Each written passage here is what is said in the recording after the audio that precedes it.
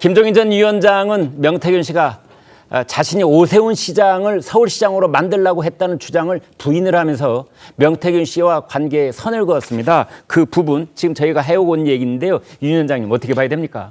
어쨌든 명태균 씨가 이제 논란의 중심에 서면서 나는 저 사람하고 안 친해 뭐 이런 얘기를 하고 있는 거잖아요. 네. 뭐 친분이 이 사건의 핵심은 아니라고 보지만 어쨌든 그 시기열상으로 보게 되면 오세훈 서울시장은 어쨌든 그 만난 거는 인정을 해요. 뭐 여러 명 도와주러 오시는 분이 많기 때문에 만난 사실이 있다 그러나 긴밀한 사이는 아니다라고 얘기를 하고 있고. 네. 그다음에 또 명태균 씨도 이런 얘기를 합니다. 오세훈 그 시장은 자기가 왜 당선됐는지 왜 서울시장이 됐는지도 모를 거예요 이런 말을 하죠. 그런 얘기 했더라고요. 그렇다면 오세훈 시장이 모르는 사이에 뭔가 기획과 뭐 배경에서 도왔다 이런 취지로 읽힌 대목이 또 하나 있어요. 네. 그렇기 때문에 오세훈 시장의 저 변명은 이런 맞아 보이는 부분이 하나 있고 또 2021년도 서울시장 보궐선거는 사실은 4월 달에 있었거든요. 네. 그래서 3월 달부터 경선이 시작됐습니다. 뭐 안철수 후보가 단일화 이전에 나경원 후보하고도 경선 절차도 있었고 하기 때문에 3월, 2월 달로 거슬러 올라갑니다.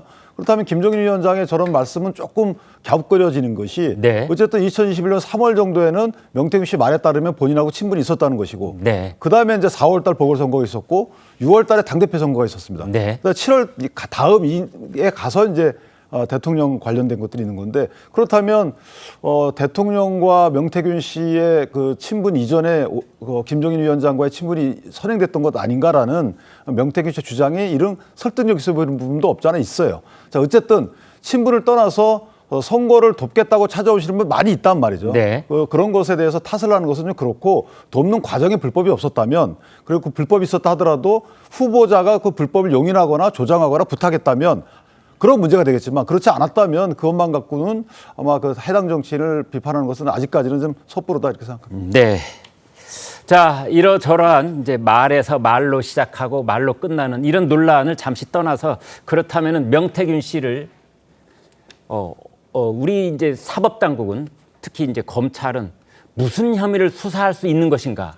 이런 점들이 사실 이제 마지막에는 궁금해집니다. 양 기자님. 네, 일단 지금 공수처 고발건하고 검찰 수사건 두 가지가 있습니다. 네. 공수처 고발건 같은 경우에는 이제 그 진보 성향 그 시민단체가 고발을 한 건인데요. 네. 어떤 거냐면은 그 명 씨가 운영하는 여론조사 업체에서 그 윤 대통령 검찰총장 퇴임 직후부터 뭐 어떤 그 대통령 대선 전까지 여론조사를 계속해서 해왔다. 이거를 정치자금법으로 고발했는데 예. 이거 의료는 이렇게 구성한 것 같아요. 그러니까 정치 이게 계속 여론조사를 해가지고 뭐 사실상 좀 무상으로 제공한 거 아니냐 네. 이런 취지로 고발을 한 건데 지금 뭐 공수처 수사 여력으로 보나 사실 이게 고발 내용이 이렇게 정밀하게 구성될 것으로 안 보여서 네. 이 이 내용이 뭐 어떤 공천계획과 관련해서 가시적인 성과가 나오긴 좀 어려워 보이고요. 예. 유의미하게 흘러가는 것은 그나마 이제 검찰 고발 쪽입니다. 네. 이 검찰이 어떤 혐의로 수사를 하고 있냐면은 선관위가 의뢰한 건입니다. 네. 지금 그 세비 9천만 원이 고스란히 명 씨한테 갔다. 네. 김영선 전 의원이 받은 세비 절반이 갔다. 네. 이 건에 대해서 선관위가 회계 책임자는 고발을 하고 지금 명 씨하고 김영선 전 의원은 수사 의뢰를 한 건이 있어요. 네. 그래서 그거 관련해서 지금 압수수색이 이루어지고 휴대폰을 들여다보고 그런 상황입니다. 네. 자, 신 의원님. 지금 이제 야당에서 이른바 상설특검에 의한 이제 김건희 여사, 윤석열 대통령 부부에 대해서 세 가지 혐의를 가지고 이제 수사 요청을 하는 그런 이제 안을 냈는데 거기에 이 명태균 파동 이 내용도 포함이 됩니까? 지금까지는 구체적으로 포함이 된다 아닌다 민주당이 확실하게 입장을 정하지는 않은 것 같은데요. 네. 다만 지금 김건희 특별법 안에는 당연히 들어가 있는 내용이고요. 김건희 네. 여사의 공천 개입이. 네. 지금 이번에 상설특검에 대한 부분은 크게 세 가지.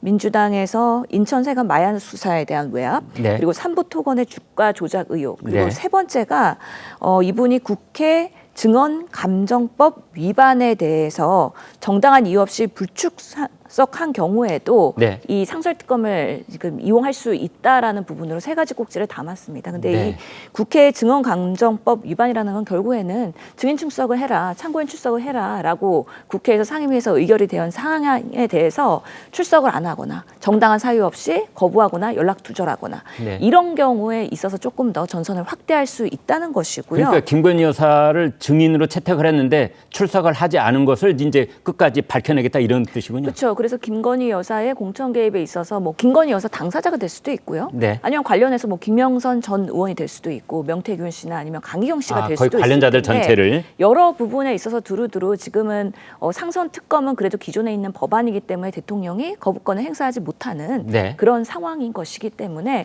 너무 특검법으로 계속해서 이게 되돌아되고 있고 거부권을 당하는 이 시점에서 뭐라도 하나씩은 좀 해결을 해나가야 된다라는 민주당의 그런 의지가 아마 검토 과정에서 담기지 않을까라는 생각이 듭니다. 네. 한동훈 국민의힘 대표 그렇잖아도 김건희 여사에 대해서 언급을 한 바가 있습니다. 들어보시겠습니다.